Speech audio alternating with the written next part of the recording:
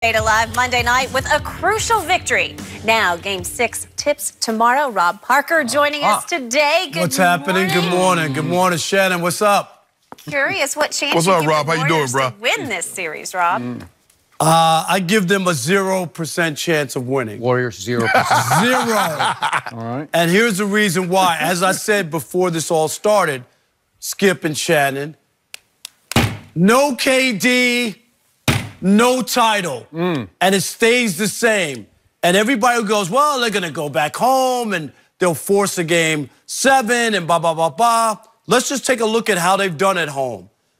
They're 3-0, and I'm talking about Toronto playing at Oracle this year. One regular season, two postseason wins. Also, there was a chance when, in the first round, when Golden State was playing the Clippers to close them out in a Game 5. They lost, gave up 129 points on their home court. They lost twice to the Clippers. And lost twice there. Yep. Here's the other thing. It's not only no KD, no Looney, Andre Iguodala is banged up. I mean, when you start to look at really where they are, there's just a lot of things going on there. And even the game that they just won, the Game 5, they made 12 more three-pointers than Toronto and won by 1 point. It took everything that they had just to be able to win that game. I get Steph. I get Clay. Biggest game of this series was Game 4 when they needed Steph to turn in another Herculean performance after he did in Game 3 with the 47 points. He didn't show up in that game. He didn't play nearly as well, and that Game 4 loss is really the reason why they're in this situation. Because had they won that, they would be in a situation where they still could have won this thing. And even though KD gave them a shot in the arm, maybe some inspiration, I'm not buying that it's enough. If this team was in full strength or whatever, there'd be no question. And one last thing, think about it.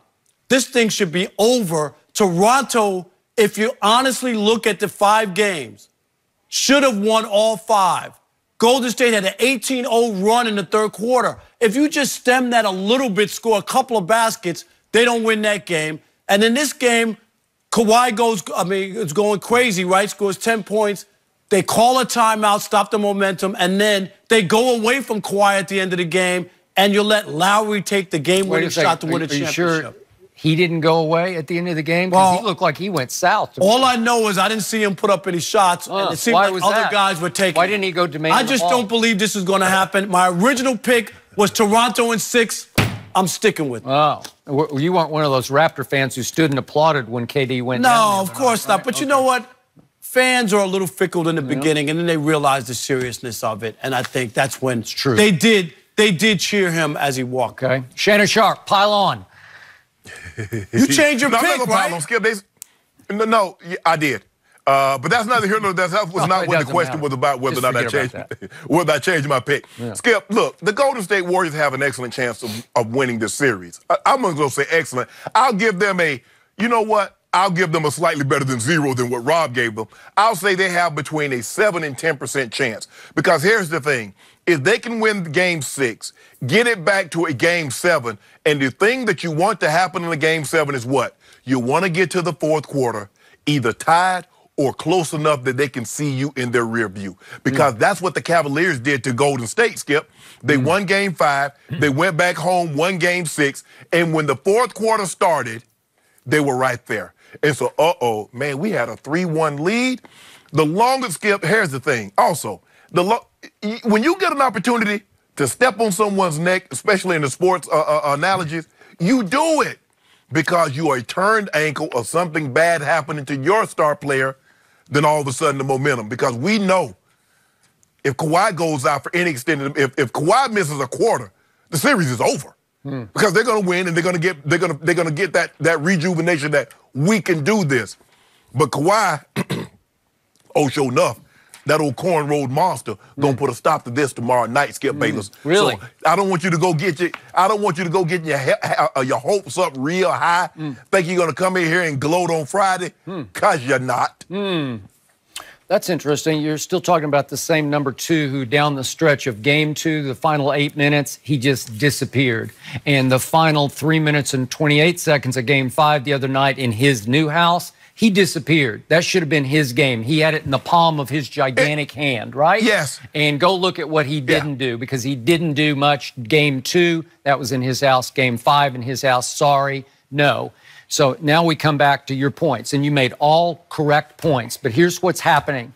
The deeper you get, you know this well from your days covering Pistons in the finals, the deeper you get into a finals series, the smaller the basket will look to the Toronto Raptors. This is a 3-point shooting series. The team that makes the most threes has won all 5 of the first games, right? You can just go back and trace it. Okay, Golden State, more threes in 2 and 5, and they won those games. To your point, 20-8 in threes in Game 5. So it's up to the Raptors to outshoot Golden State from the 3-point line at Oracle as the basket looks smaller and smaller as the stakes go higher and higher in closeout games. Closeouts are hard. You know it, and I know it, and Golden State really knows it because they're really good at closeout games. So now they get a final game at Oracle because they know for certain this is it. This is the last game at Oracle because the other night they weren't sure.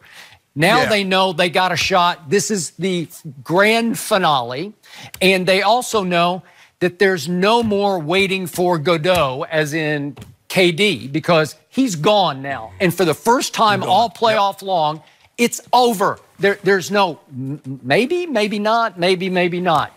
No KD, and you say no way. No way, no how. Exactly. And I say clear the decks, and there's a great way because it's all about Klay and Steph in that order. I trust Klay and Steph in that order, and I predicted Klay was going to be the MVP of the finals, and he is right on track. He will come up a little bigger than Steph. And I have been mostly disappointed in Steph until the other night when in the second half, after he'd gone 1 for 8 from 3 all the way down to the last stage of the game, he made the biggest 3-point shot of his playoff life when he just stepped right into that 3 that tied the game. Then who won it? Klay Thompson won it. Those two in the order, Klay and Steph, will win this game by making more threes. But the final point, go ahead. Do you want to make one? Yeah, the only thing is when you talk about those guys, and Steph especially, is the author of that 3-1 collapse. True. And they lost Game 7 at Oracle. They sure did. So I'm just saying, they have a history. It's not like the shutdown place where you can't go and get a big win on the road. That's what bothers me, and it would be only fitting that they also would get closed out there. But because that's what usually happens when a juggernaut or a championship caliber team, you know, that's had a dynasty going, usually the wheels fall off or something happens. I could easily see them losing by 10 points and losing that game at home, and that'll be the end of not only Oracle, but the end of the Warriors, their run, and they return back to being a really good team that's in the mix, but not a guarantee. Okay, but I remind you, in 2016, the Cleveland Cavaliers had a true closer in Kyrie Irving. Not LeBron James, Kyrie Irving. And he closed that deal by making the shot of shots in Game 7 at Oracle. Toronto does not have a true closer because number 2 is not that guy. Trust me. Yes, they do. Nope. Yes, nope. he is. He is that guy. And maybe Van Vliet is. Maybe. That's who should have taken the last shot. Also, Lowry plays a lot better on the road for whatever reason. He does. He does. And the other thing is, I just think Kawhi's not, the stage, Shannon, is not going to be too big for him because he's played in the NBA Finals. He was the Finals MVP. If this was a young team. An afterthought for that team. Yeah, but if you go look at all the other guys on that team, they've been around, they've done that, they've been in big games. If this was a young team, like when Portland finally got on the big stage, remember? They couldn't handle it. This is not Portland. Toronto has been, they're 6-4 on the road during the postseason. That's an impressive record to win on the road in the playoffs. Okay, I got one more point to throw at both of you. Golden State has yet to play a clean basketball game. The dynastic Warriors have played ugly, sloppy basketball in all 5 games, and it cost them 3, and they won in spite of themselves, especially the other night in Game 5. So they are 18 more turnovers so far. They've committed 18 more turnovers than Toronto has. Toronto has made 16 more free throws than Golden State has. So those two stats tell you it's about focus and desire. I think Toronto has played harder every game because they're attacking more. They're getting to the free throw line a lot more than Golden State is. Plus, Golden State's just throwing the ball all over the lot, bouncing it in the stands. And remember, down the stretch the other night, Golden State committed two blunders that should have cost them the game. Draymond steps across half court, and then DeMarcus Cousins has a moving pick foul. What are you doing? And they still won that game. But Skip, the thing is that when you're a jump shooting team, when you're a three-point shooting team, you're probably going to lose the free throw battle because you're shooting the basketball from distance and you're not driving it. Toronto with Siakam and Ibaka, Van Fleet, Kyle Lowry, and Kawhi, they're putting the ball on the floor. They're trying to get to the rim. They'll dive and kick. Yep. But these guys, but that's not what. So are you putting it? So now all of a sudden you seem like you have a lot more faith in old Steph. Now we know they're loose with the basketball, Skip. They're very loose with the basketball. So I'm not surprised that they have more turnovers than the Raptors because we've seen this. They haven't really been clean with the basketball in any of the series. They get loose. They let teams back in the ball game because they get careless with the basketball. But don't worry about it. Oh, Kawhi, he's been waiting for this moment for a long time to step out of Tim Duncan's shadow, to step out of the Spurs. It's the system. Oh, without Pop, what can he do without Pop? He's one of these old LeBron James, Kevin Durant. Yes, I can play within a system, but I'm a system unto myself. The guy who turned down the last shot the other night. Way to go. Yeah, I trust him. I bet he won't turn this one down. I bet he won't turn this one down Thursday night. Philadelphia?